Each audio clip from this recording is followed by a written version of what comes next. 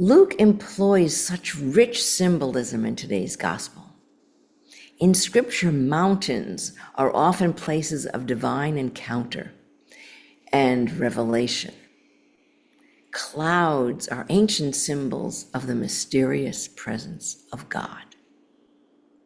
The veil between the mundane and the divine feels very thin.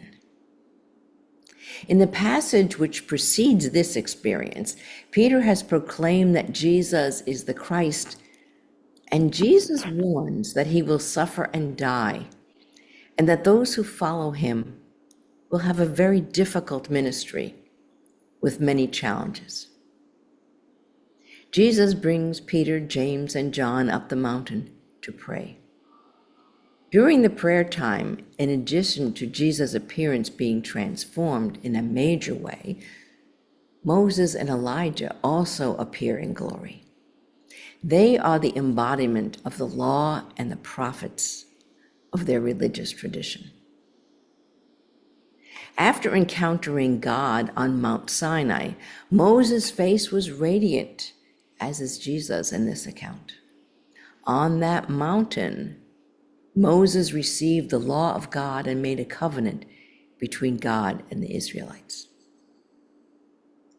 On Mount Carmel, there occurred the Super Bowl of the Prophet League.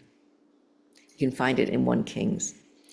The Israelite people were beginning to abandon the God of Israel and were starting to follow the prophets of Baal.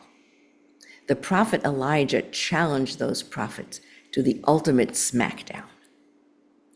Both groups would meet atop Mount Carmel and offer sacrifices to their God.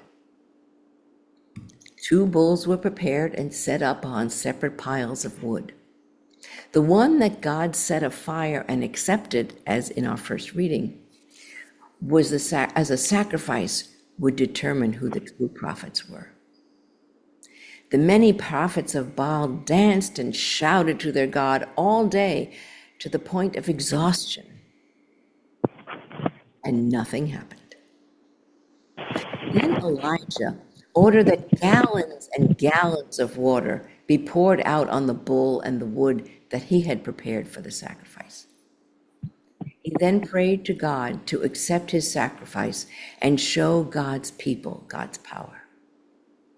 The fire of God came down and burned up the sacrifice. God's identity and God's faithfulness to the covenant with Israel were reconfirmed, and the people returned to their true God. In Luke's gospel, God's love and faithfulness would be confirmed once again on Mount Calvary.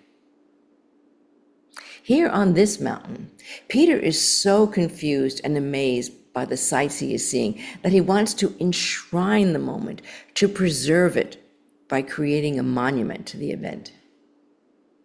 His thoughts are interrupted by the cloud that envelops them, and a voice that proclaims, "This is my chosen one. Listen to him." This pronouncement reaffirms the divine blessing in Jesus' baptism story, yet it is very different in a very significant way. At his baptism, the voice speaks to Jesus. "You are my chosen one, my beloved. With you I am well pleased." This voice speaks about Jesus. "This is my chosen one. Listen to him." Recall that Jesus had told the disciples he was to suffer and die, and that following him, being his disciples, is a challenging and costly choice. The voice reminds the three to listen to what Jesus is telling them about what lies ahead. After every spiritual high point, there is the high reality of challenging ministry, not only for those early disciples, but for us as well. The disciples could not stay on the mountain. The moment faded, the light dimmed, and the world awaited with all its problems and pain. Listening, true listening that we are called to do is not a passive thing. It is an active choice. We are called to listen to the voices that have been silenced, to listen to the cries of the earth, to listen to the wounded, to the hungry, to the displaced, to the marginalized, to those whom Jesus would embrace were he here with us today. When we listen, really listen, we are changed, and so is the world.